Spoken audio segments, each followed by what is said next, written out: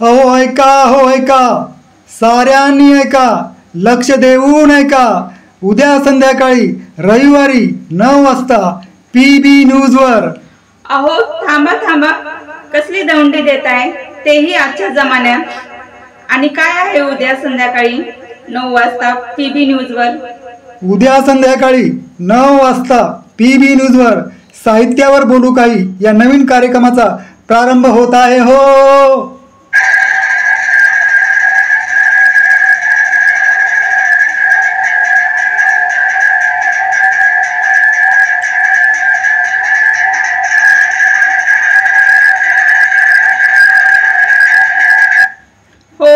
अगदी खरं आहे.